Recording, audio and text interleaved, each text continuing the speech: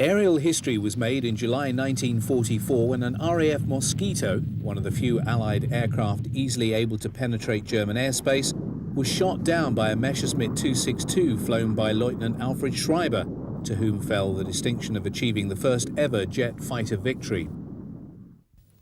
If the Me 262 represented the cutting edge of fighter technology in 1944, it was the consequence of early German interest in the use of jet propulsion for military aircraft. Indeed, in the Heinkel 178, which took to the air on August the 27th, 1939, Germany had flown the world's first jet aircraft. Power was provided by a jet engine offering a maximum of just over 1,000 pounds in thrust. In itself, the 178 at this stage represented nothing more than a technical novelty, having no military use. For Heinkel, it had, however, demonstrated the possibility of developing a jet-powered machine that could be employed for more militant purposes. Indeed, he had already initiated studies in 1939 for a twin-engine jet-powered fighter using two new and more powerful engines. The resultant HE-280 was, at the time of its first flight on April 2, 1941, undoubtedly the most advanced aircraft of its type in the world. Powered by two jet engines, each delivering nearly 1,300 pounds of thrust, the HE-280V1 achieved a maximum speed in tests of 485 miles an hour. The fitting of an improved turbojet was expected to raise this to 570 miles per hour. By the spring of 1942, the testing of a succession of prototypes had, in Heinkel's view, proven the concept of the 280. However, its fate was to be sealed by its engine.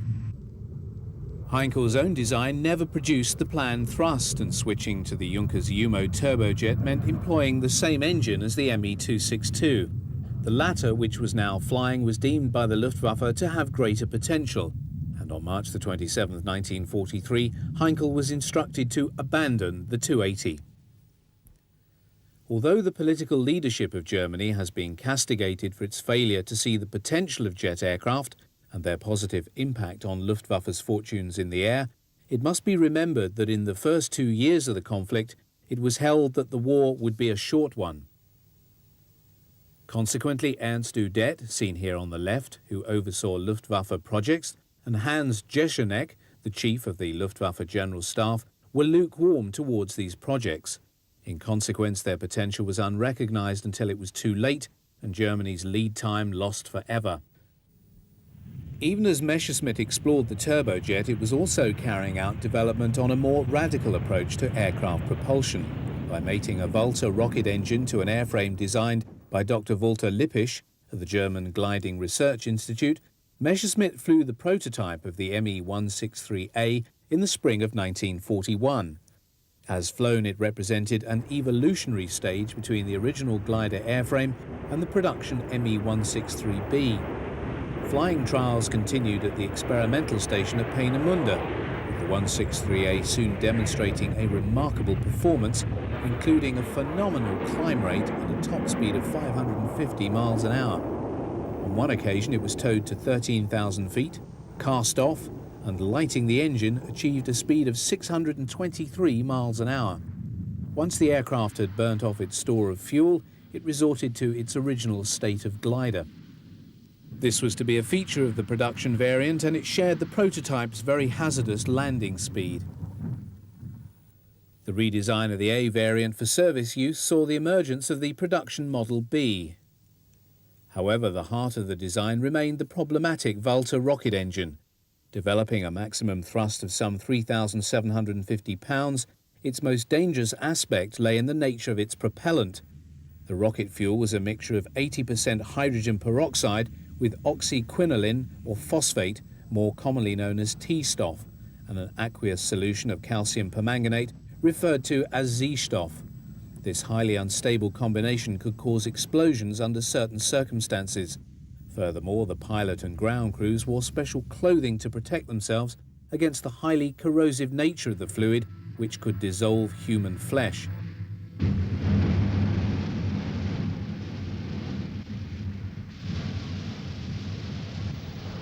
When tested on the ground, the engine was often cooled by water.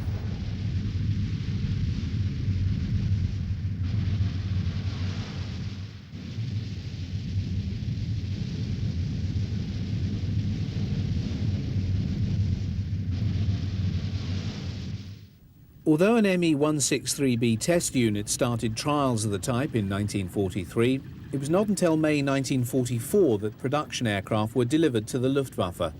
Manufacture had been dispersed all over Germany, with final assembly of the 163B taking place at a secret site deep in the Black Forest and dispatched by rail. However, production of the type was problematic. It was only in July 1944 that the first 163 unit became operational. JG400, based at Brandis, carried its distinctive unit marking of a rocket-powered flea on its nose. First seeing action on July the 28th, it was not until the 24th of August that Feldwebel Schubert, seen here, was able to claim the first kill with the type.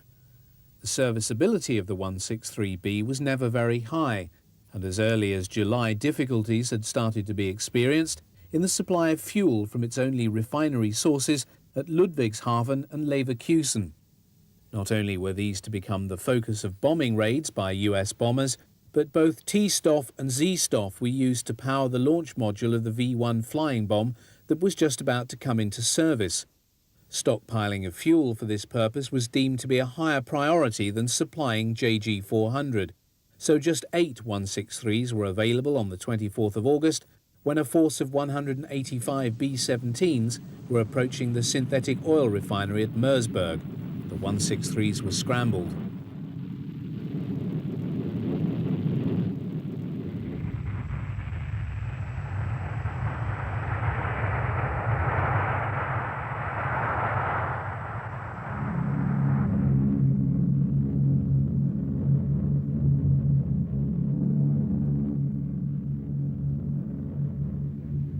Having climbed rapidly to height and to the rear of the formation, the 163s closed on the fortresses and opened fire with their 30mm cannon. The rapid speed of approach made only a very short firing pass possible. Nevertheless, Schubert was able to down 2 B-17s. Once the fuel was exhausted, the 163 made a very fast return flight to the base by gliding.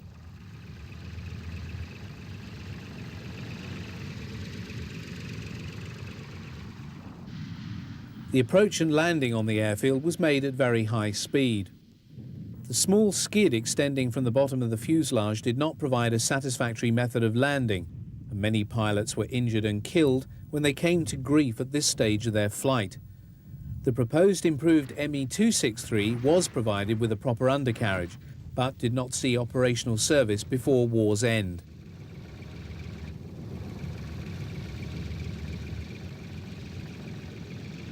Because of the danger from other returning 163, it was vital for each one that had already been landed to be recovered very quickly. A specially designed motorized trolley was provided for this purpose. It was provided with a hydraulic lift to raise the 163 and carry it back to its hard stand.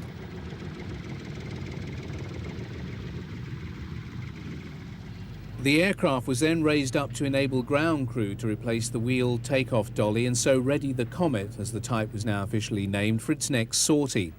Although much was expected of the 163, especially after the showing of the 24th of August, the hopes for the Comet were to remain unfulfilled. Indeed, the 4 B-17s shot down on that date marked the type's only aerial victories.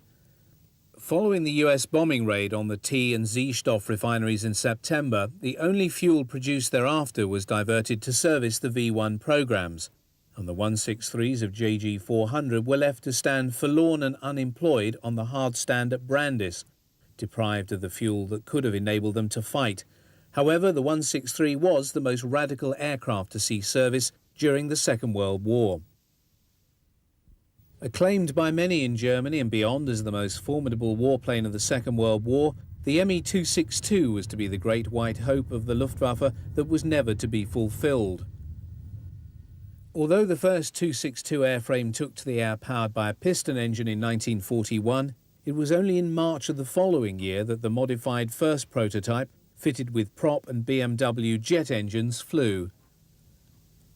With the rollout of the third prototype, the V3, came the first 262 to be fitted with more powerful alternative Junkers Jumo jet engines. Due to the need to employ a hard runway, the 262 was transferred to Leipheim for testing, and it was there on the 18th of July 1942 that the first 262 to take to the air powered by jet engines alone made its first flight. Framed by the wing of a Gigant glider, the V-3 moved out on the runway to begin its takeoff run. At the controls was Messerschmitt's veteran test pilot Fritz Wendel. Uncertain as to whether the tail could raise itself off the runway, Wendel gently tapped the brakes, forcing the rear of the fuselage to rise. Within seconds, the 262 was airborne.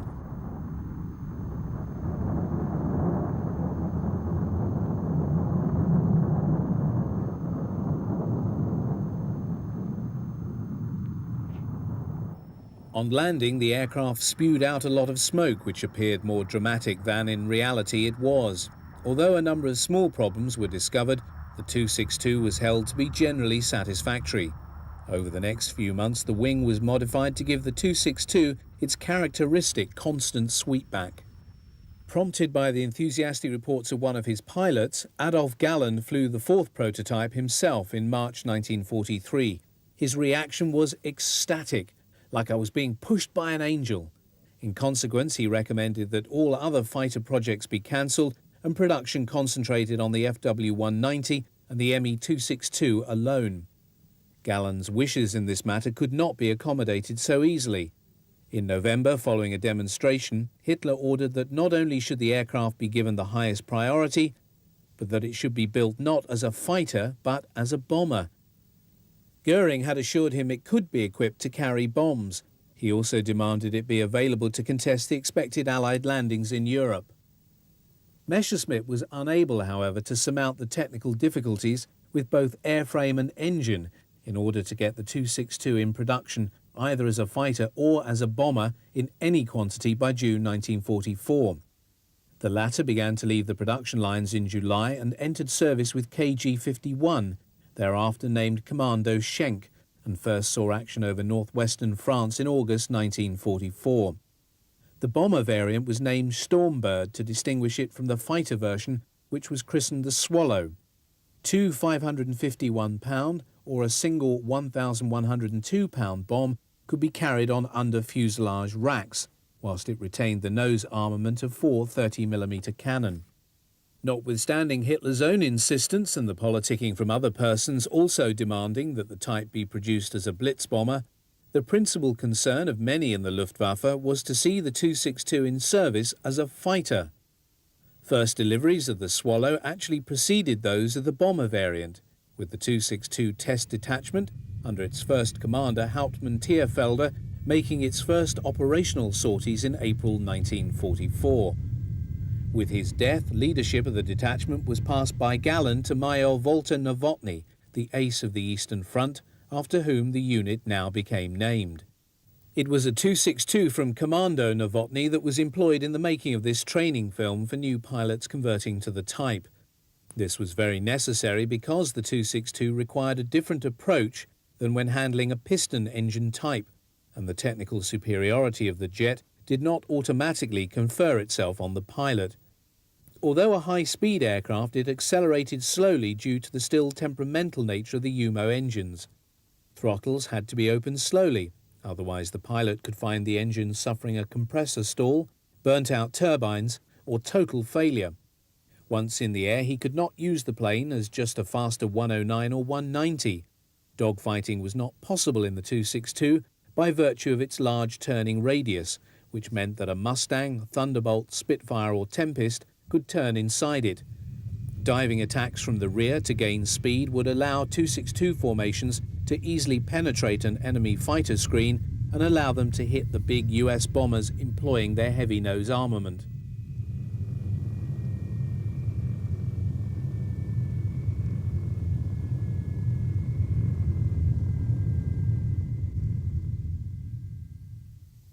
Having already referred in passing to the problems being experienced by Junkers and Messerschmitt with the UMO engines, it is necessary to go into the background in more detail to gain a clearer understanding of the problems besetting both companies in attempting to get the Me-262 into service in large numbers. Although the importance of the Me-262 to the Luftwaffe's future had been recognised as early as June 2, 1943, with the go-ahead to release the type for production as a fighter, This decision had taken no real account of the severe technical problems still facing the manufacturers of the aircraft and its engines. Some measure of these can be gained by noting that 6 months after this decision had been taken, only a further 23 Me-262 airframes had been manufactured by Messerschmitt, and even these were not flying due to a lack of engines. Junkers was having very great problems overcoming just the technical difficulties with the engines without even beginning to grapple with those entailed in gearing up to produce them in the quantities needed to power not just the Me-262 but also the Arado 234 bomber. At the heart of Junkers' problems with his jet engine lay those generated by the declining war situation facing Germany, over which it, as a company, had no control and could not surmount. The UMO 004 jet engine was, at this time, the most advanced of its type in the world. As a state-of-the-art power plant, it required precision manufacturing of parts made from specialized and valuable metals, able to withstand the greater stresses and temperatures associated with jet engines. These included nickel and chromium, which were no longer obtainable by the Reich in 1944. In their place, Junkers had to utilize inferior materials in the manufacture of vital parts, or use what little store of strategic metals they possessed in a far more frugal fashion.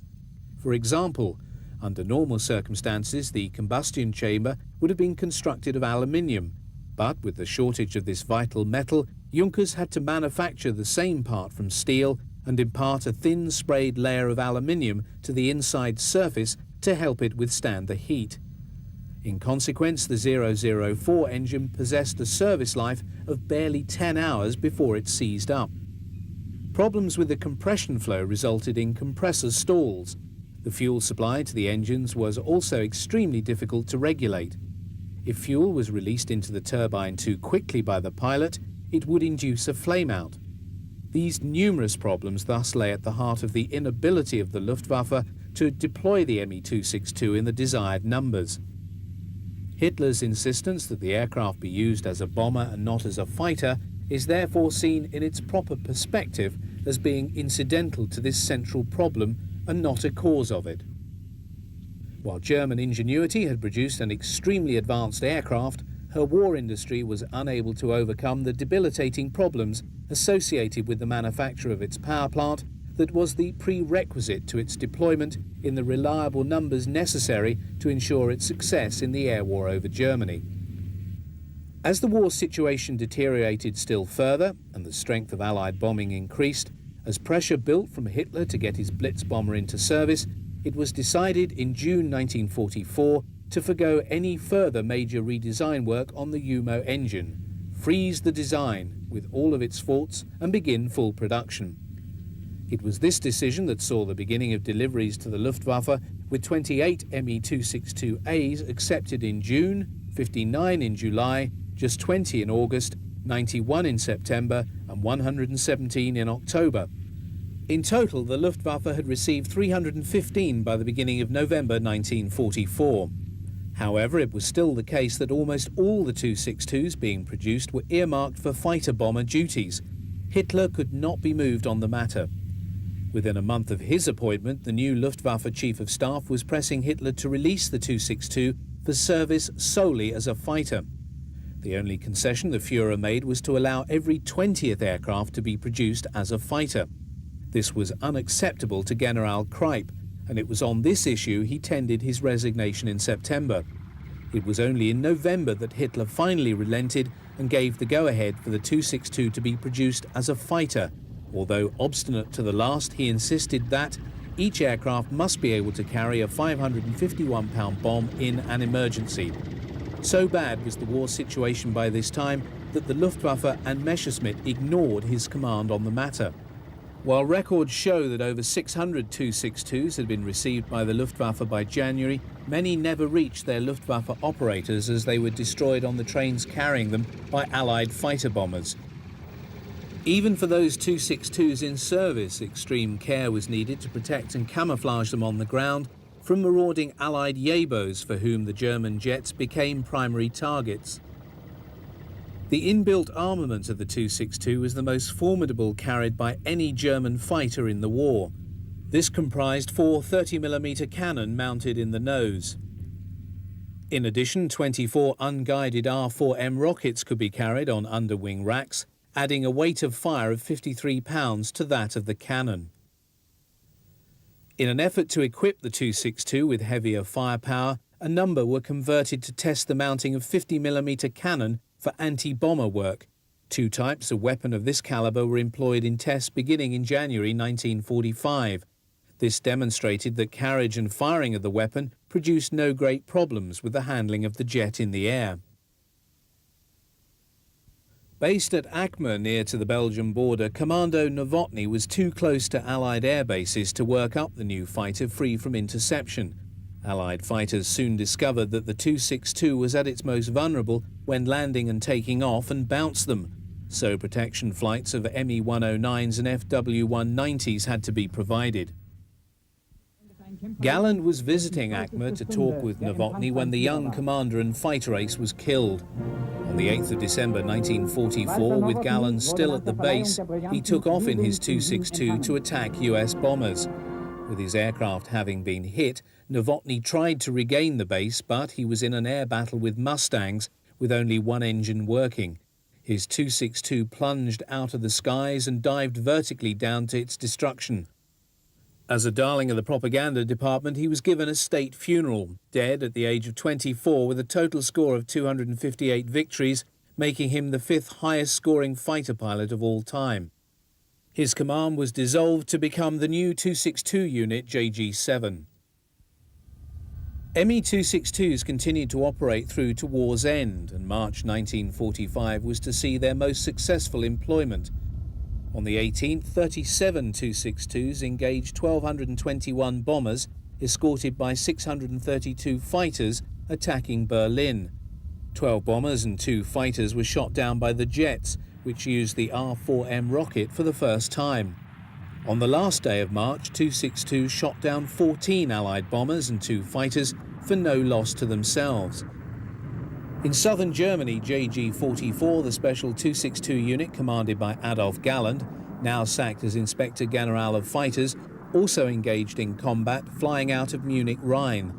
Although a grand total of 1,200 262s had been accepted by the Luftwaffe by early April, less than 200 had actually been allocated to units.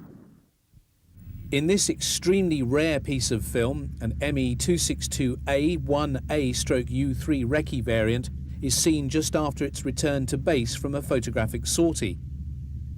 This particular aircraft belongs to Neuhof-Klärungsgruppe 6, which was originally designated Einsatzkommando Braunegg and was serving in northern Italy in March 1945. A mere handful of this variant was built, the maximum number in service at any one time being 7, recorded on March the 31st, 1945. A window is incorporated in the pilot's floor so he could see what he was photographing, the nose cannon having been removed to fit a variety of camera options.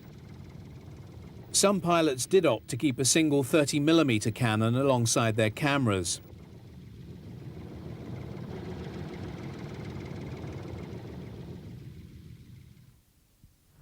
Arado's AR-234 was the world's first operational jet bomber.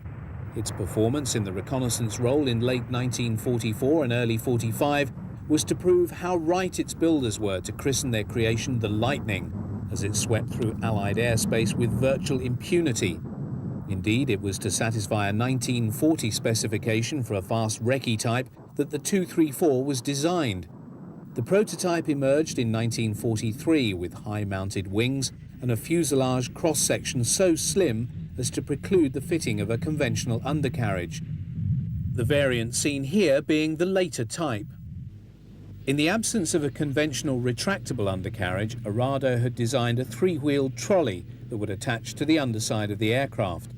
This led to the ungainly and militarily unpractical process of raising the whole airframe on jacks and then lowering it bodily onto the trolley. In the early days of testing, the 234 took off with the trolley attached, as can be seen here.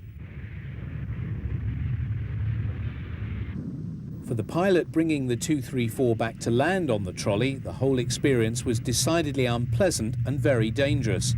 The sink rate of the aircraft and the fairly high spring in the suspension of the trolley led to a very bumpy ride down the runway, with very little control being exercised through the brakes.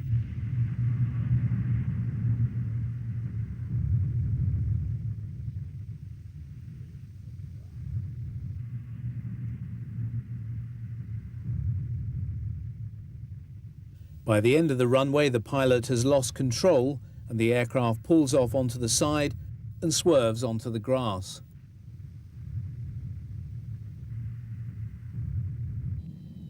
The test aircraft was then flown once again, employing the trolley for takeoff. When takeoff speed was achieved, the pilot jettisoned his undercarriage. This in turn released a parachute to break the trolley's forward momentum and to stop it bouncing up and possibly hitting the aircraft in the underside. Trolley takeoffs were also made employing two Valter rocket pods for extra thrust. These gave an additional burst of power for some 30 seconds and allowed the 234 to make a much more rapid climb out, so avoiding any chance of collision on its underside by the trolley.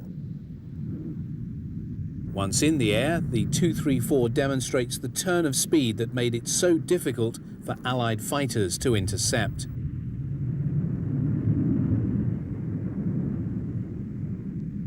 While few could doubt the sparkling performance of the 234, its use of an under-fuselage skid and two smaller ones mounted under each engine when landing severely restricted its operational usage.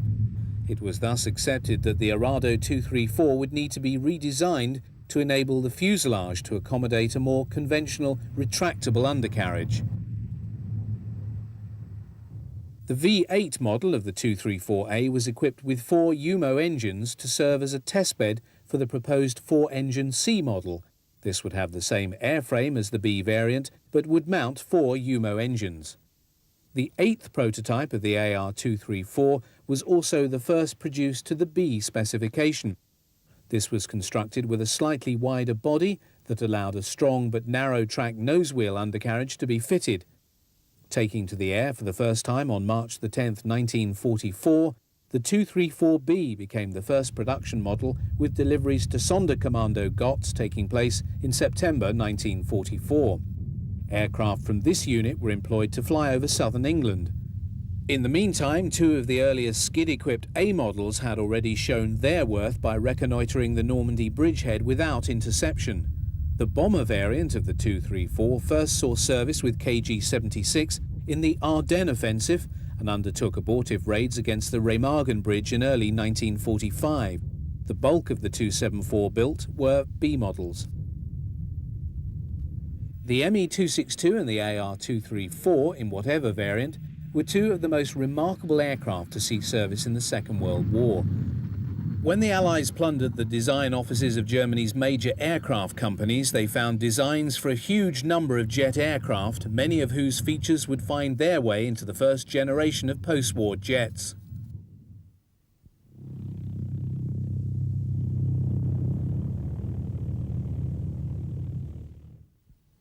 The relative impotence of the Luftwaffe's bomber force in the West to carry out any sort of effective bombing campaign against the British Isles from 1942 onwards made the attraction of a fast unmanned flying bomb irresistible to Adolf Hitler. In the Fiesler Fi-103 he had at last the Vergeltungswaffe, or revenge weapon, with which he could hit back and retaliate for the increasingly devastating raids conducted by RAF Bomber Command on German cities. Powered by an Argus Pulse jet engine producing just 740 pounds of thrust, the newly christened V1 could carry a warhead of 1,870 pounds on a fuel load that would give it half an hour's flight time at about 400 miles an hour at an altitude of up to 4,000 feet. After trials at Peenemünde on the Baltic, the V1 was released for service in 1943. The missile was launched from a long ascending ramp using a device powered by the same fuels used by the Me-163.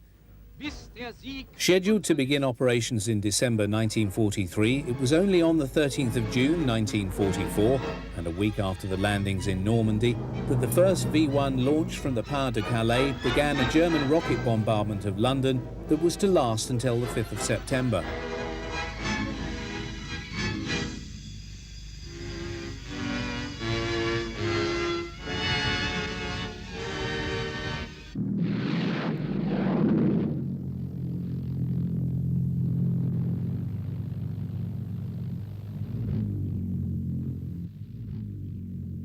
The first missile to reach the environs of London crashed on empty ground. In the face of a mounting campaign of robot bombardment, British countermeasures focused initially on the provision of massed anti-aircraft batteries along the approach routes of the planes. Detachments of heavy 3.7-inch anti-aircraft guns, supported by the lighter 40mm Bofors, expended large quantities of ammunition in their bid to shoot down the V-1s. Although sometimes successful, the number of hits increased only when radar was able to provide fire control for the guns. A measure of the intensity of V-1 operations was that, in their second period of launchings between the 15th of June and the end of that month, no fewer than 2,442 were launched at London. Crashes and guns accounted for about one-third of these over the Channel. Another third either crashed or were brought down over southern England, while the remaining third, approximating to about 800 missiles, impacted on targets in and around London.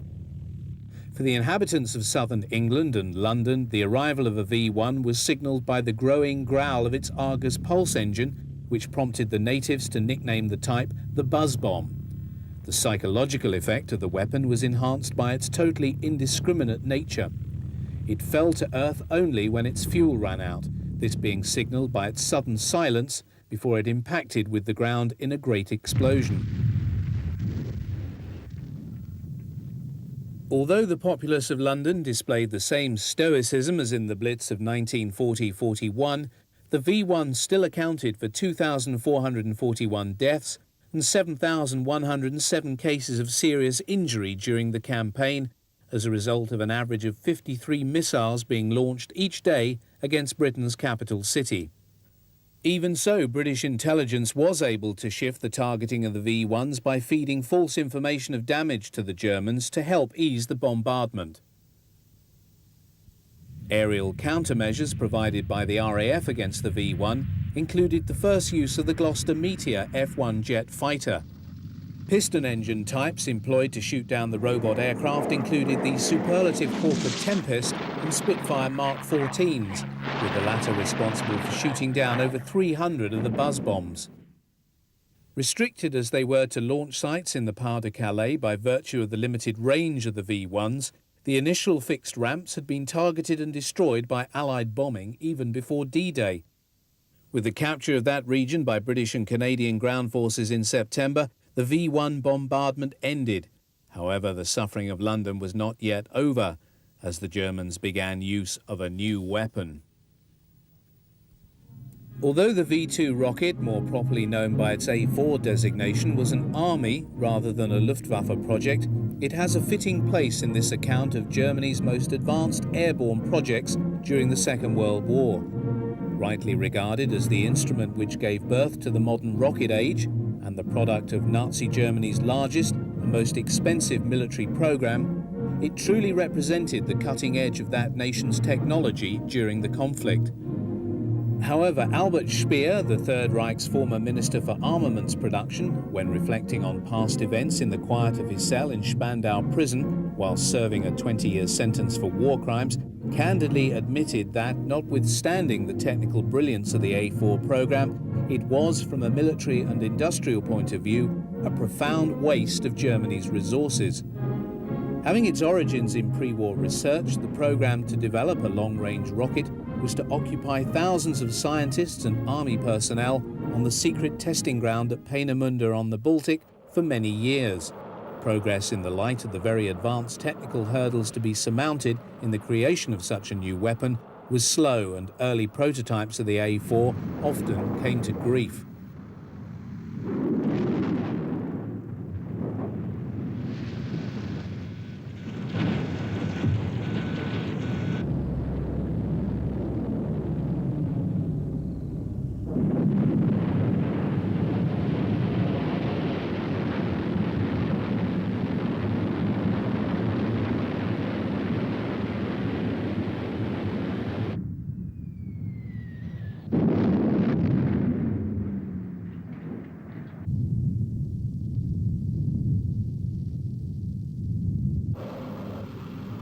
It was on October 3rd, 1942 that the first successful A4 launch took place from the Test Stand 7 at Peenemünde. The rocket streaked skyward, breaking the sound barrier as it rose, and hurtled out seaward to land 120 miles downrange. Further development and testing continued, with the type becoming increasingly reliable, and even a once sceptical Hitler was coming to view the long-range missile as an operational possibility. In July 1943, with the A4 now viewed as one of the new revenge weapons with which he could strike at England, Hitler committed German industry to a massive program in which he demanded no fewer than 900 of the rockets to be produced monthly. Drawing as it did on valuable metals, electronics, higher engineering skills and masses of labour, the project naturally made severe inroads on other aspects of Germany's war economy at a time when it was hard to put to service the demands for more conventional weapons. The scale of the project drew it to the attention of the SS, and it was under their auspices that a huge underground factory, constructed by and employing slave labour, was built in the mountains at Nordhausen in Germany to mass-produce the V2. Because of the scale of the programme, many of the more sophisticated components of the rocket, such as the gyros, control vanes, fuel tanks, and elements of the guidance system, were subcontracted out to specialised manufacturers possessing the necessary skills, and then shipped to the point of assembly for final construction. Integration of the many elements that made up the rocket required a continual process of testing and monitoring to ensure that the completed rocket left the factory equipped, ready for launching. First employment of the V2 came on the afternoon of the 8th of September 1944, when one crashed on Chiswick, one of the suburbs in the west of London. The victims of the one-ton warhead carried by the rocket included 3 dead and 17 injured. Launch point for the missile was The Hague in Holland. Being a mobile system, it was very difficult to target, and once launched, the rocket was invulnerable to countermeasures.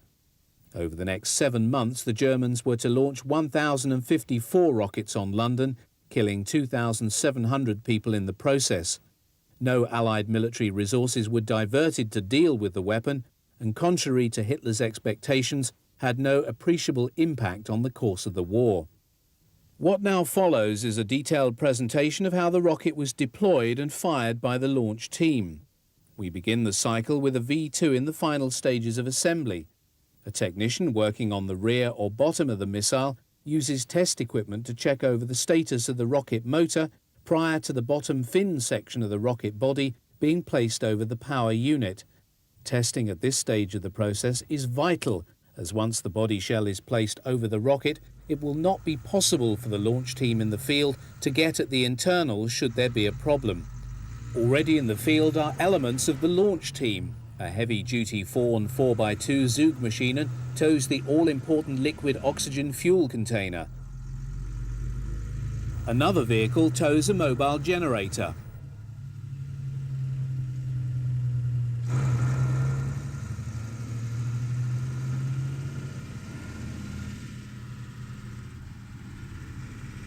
The Fawn lorry towing the LOX tanker can clearly be recognised by the wisp of oxygen venting off into the air from the rear of the large tank. This small convoy is passing through a village as it makes for the pre-arranged launch site.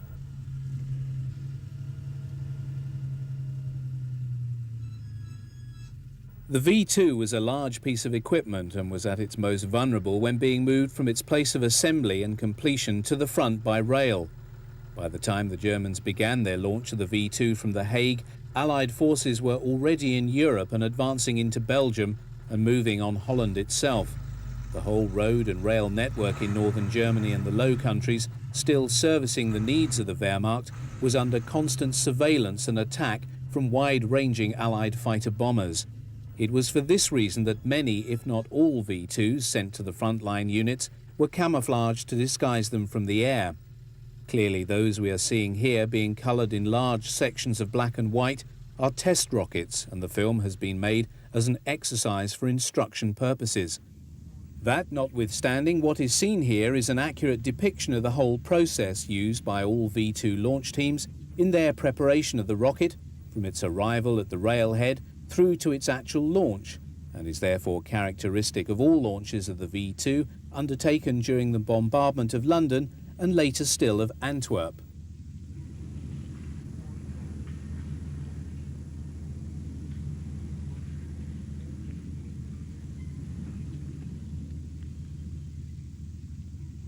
Using a mobile gantry, the rocket is manhandled by some of its ground crew from the train onto a purpose-built trailer.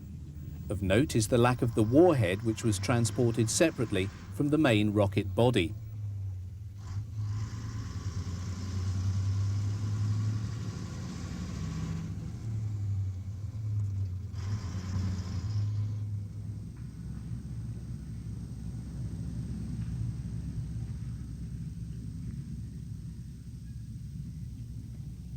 At a site well away from the railway siding, the rocket armourers take off the seal covering the nose of the V2 and prepare to fit the actual warhead. This is found in its own sealed container section, which is raised up to the nose of the rocket body using a chain and tackle located on another mobile gantry and then offered up to the nose.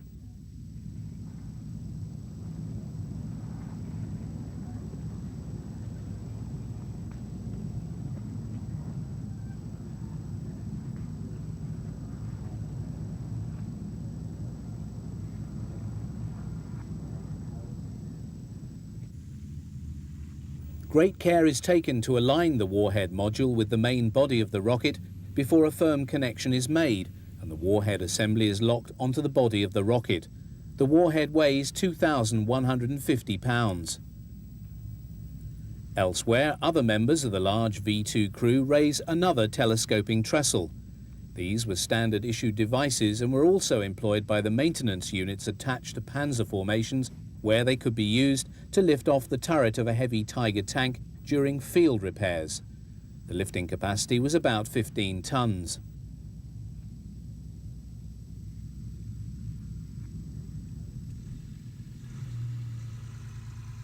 With the warhead now fitted, the Vorn Zugmaschinen pulls the V2 up and underneath the newly raised field gantry.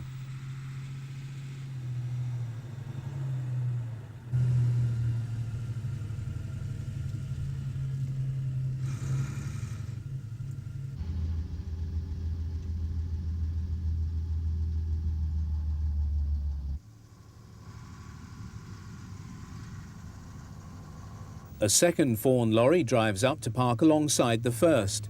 It pulls the specialised trailer which is used to carry the now assembled V2 to its launch site, and once there raise it so that it can be placed on its pre-sited launch platform.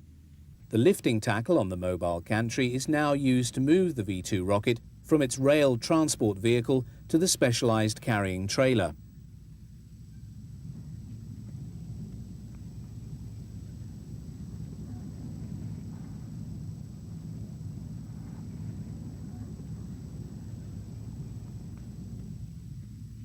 The slow progress of moving the rocket from one trailer to the other is indicative of the delicacy used by the ground crews in moving the missile. It is important to avoid any damage.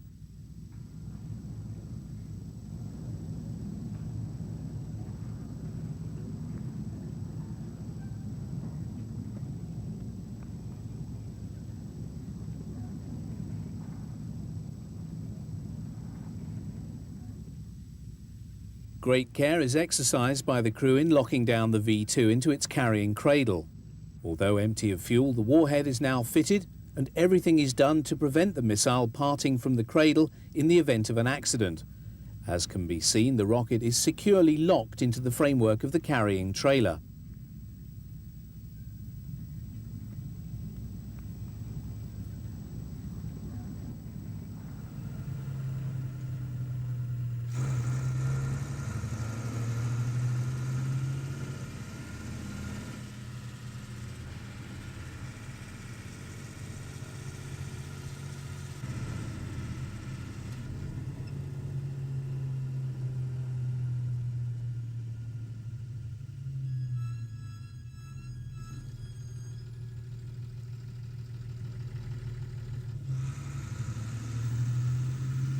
The rocket is now taken off to the launch site.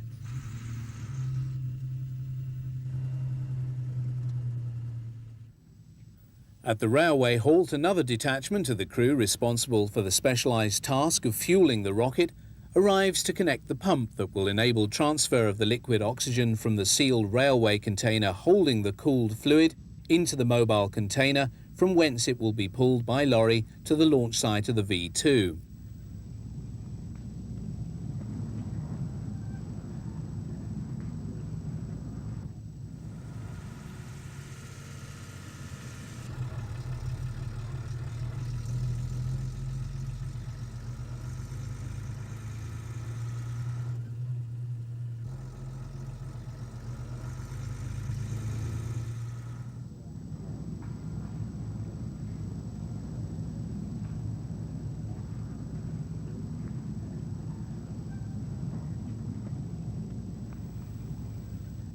Once all the pipe connections are made, the valves are opened and the transfer of the cooled liquid oxygen begins. The low temperature of the liquid is evident from the white colour of the connecting pipes and in the vapour venting off into the air.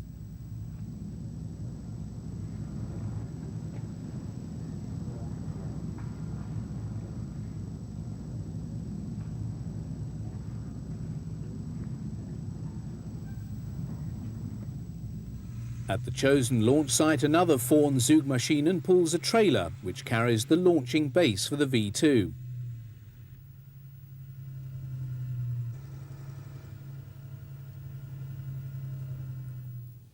The crew begin the task of setting up the launcher.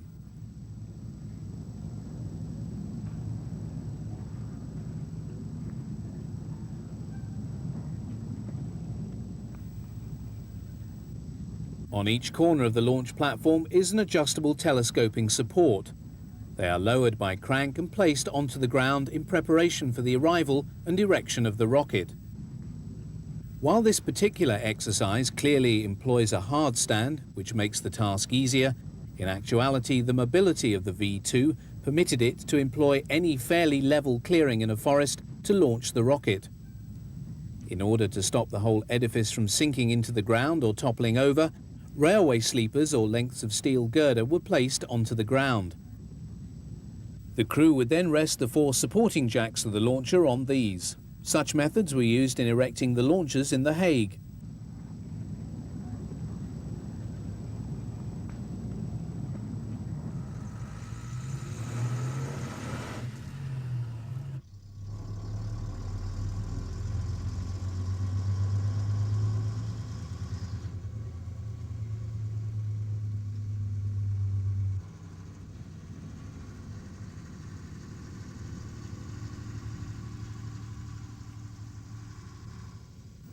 Prior to raising the rocket, a number of the crew place a special cradle on the nose.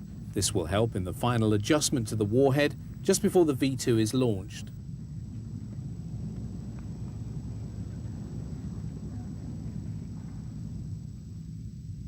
The Milewagen is then winched towards the launching platform by the Fawn towing vehicle. This has parked itself behind the launch platform.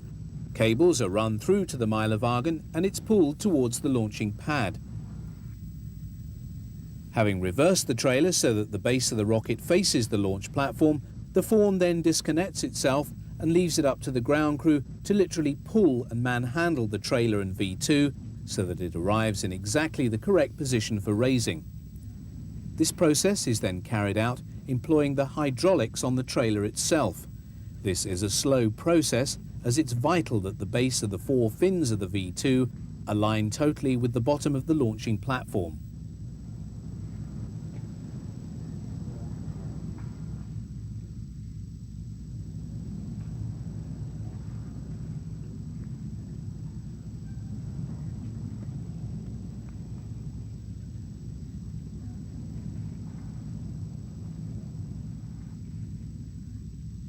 Very slowly, the V2 inches up from the horizontal into a near vertical position. Very great care is exercised during this procedure.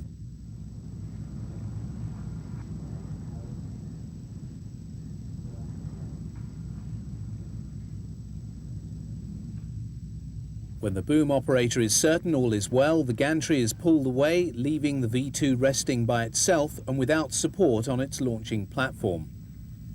At this stage of the process, the rocket commander gives the word by radio for the fuel lorries to make their way to the rocket for the next and most dangerous phase of the launch cycle to begin. The gantry is then manhandled away from the standing rocket by the ground crew. They also check that all is well by a quick but expert examination of the rocket and platform. Civilian surveyors attached to the launch team use their theodolites to ensure that the missile is correctly aligned to the vertical, as even a slight deviation could affect the path of the rocket through the air and thus its accuracy.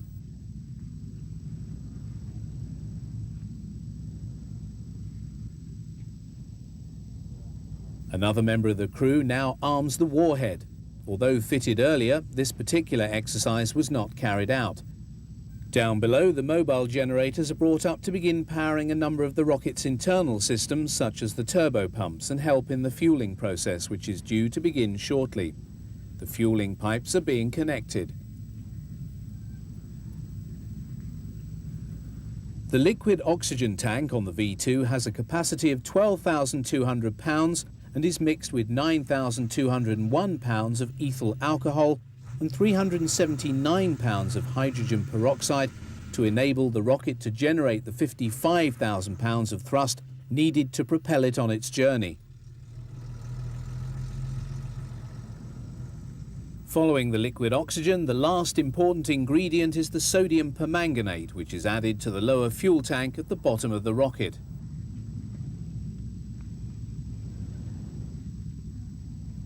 The next step is to assemble the igniter, which works on the principle of the Catherine wheel.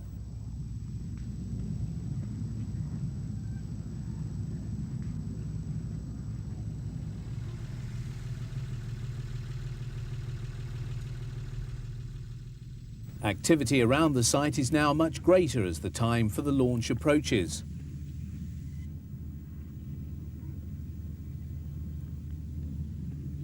As the final adjustments are made to the base of the missile, including checking the motion and alignment of the guidance vanes, all vehicles and other personnel make their way from the scene to take cover.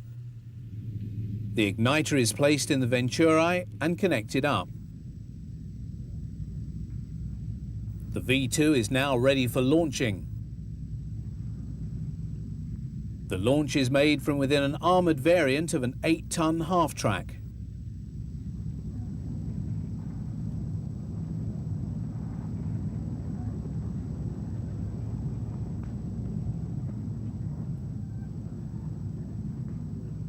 Schüssel steht, aufschießen.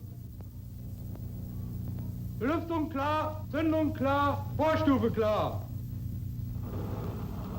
While of questionable military value, the V2 was undoubtedly a remarkable technical achievement. Perhaps the most fitting epitaph for this most potent of all of Germany's advanced aircraft and rockets were the words spoken by Walter Dornberger to Wernher von Braun, the V2's designer, on the day of its first successful launch. Do you realize what we have accomplished today? Today, the spaceship was born.